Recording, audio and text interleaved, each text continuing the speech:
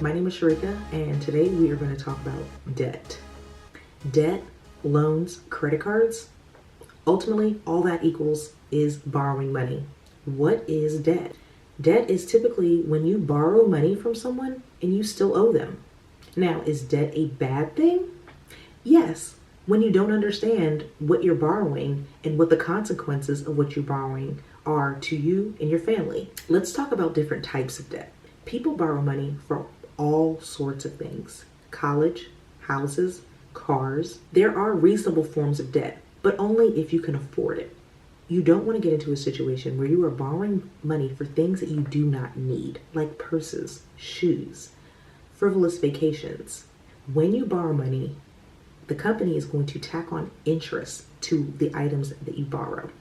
The interest is going to be the fee charged for borrowing money from them. So essentially, if you borrow one amount, you're going to end up paying more than what you borrowed back to the person because they've charged you that fee. This is where you need to be careful and calculate the opportunity cost. So what is opportunity cost? That's the cost of potential gain if you have made another option. So how do you calculate this opportunity cost? By using the simple interest formula. The simple interest formula is I equals P times R times T. Let's break that down. I equals interest. This is the amount that you're going to be paying in total for borrowing the money. P is the principal. This is the original amount that you plan to borrow.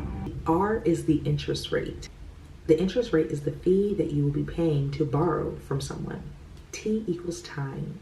The amount of time in years that it's going to take you to pay back the amount that you borrowed. So let's play with some examples. First, we've got a cash loan.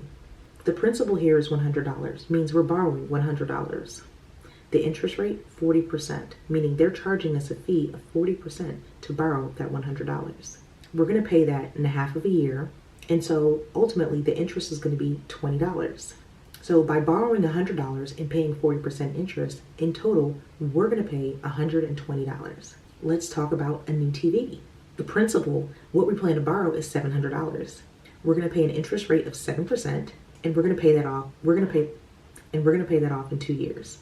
The total interest that we're going to pay is $98. So for borrowing $700 at 7% interest, we're paying a total of $798. College loan, we're going to borrow $12,000 at an interest rate of 3.5%, and we're going to pay that off in 15 years. So we're going to pay a total fee of $6,300. The total we pay is $18,300. So ask yourself, is the opportunity to have this TV right now worth an extra $98? Is the opportunity to have my college degree right now worth an extra $6,300? This is how you should approach everything before you decide to borrow money. The same goes for credit cards. When you borrow money from a credit card company, they will also charge a fee for lending you money. They will charge anywhere from 3% up to 25%. When you receive a credit card statement from a credit card company, it is mandatory for the credit card company to have a section on the statement that shows you the opportunity cost of borrowing that money and what will happen when you pay the minimum balance on that card. Next, let's talk about student loans. Many people will take the opportunity cost of going to college and will gladly pay the fee in order to have their dream job. Just be aware of the fees and how they're added to your account so you don't end up owing more than you originally borrowed in the first place. Pay attention to the interest added to your account versus what the minimum payment is required for that account. Let's get an example. Let's take a look at my daughter's student loan account. In 1 month, $62.99 was added in interest in this 1 month time period. She is only required to make a minimum payment of $25 each month. If she only makes that minimum payment, her student loan will go up by $37.99 each month. This may seem like a very small fee, but if she continued, her loan would increase by more than $450 every single year while she's at school. To combat her loan going up, we continuously make minimum payments over what is added in interest each month. The goal is to have the money that you borrow, you want that principal balance to go down, not up. Let's talk about credit scores a little. What does a credit score tell you?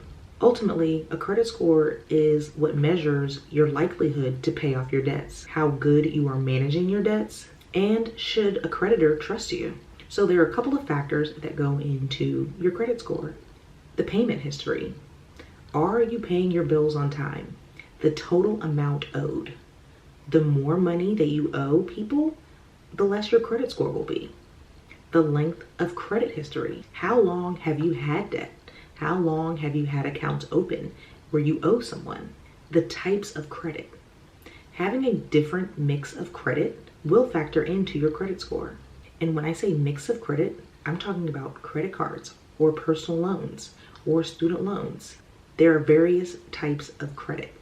New credit. How many accounts have you applied for in a specific time frame? Trying to open too many credit accounts or loan accounts does not look good on your credit history. So how does your credit score ultimately affect your life? It can raise the price of your bills. A lot of companies use your credit score to affect how high or low the interest rate they give you will be.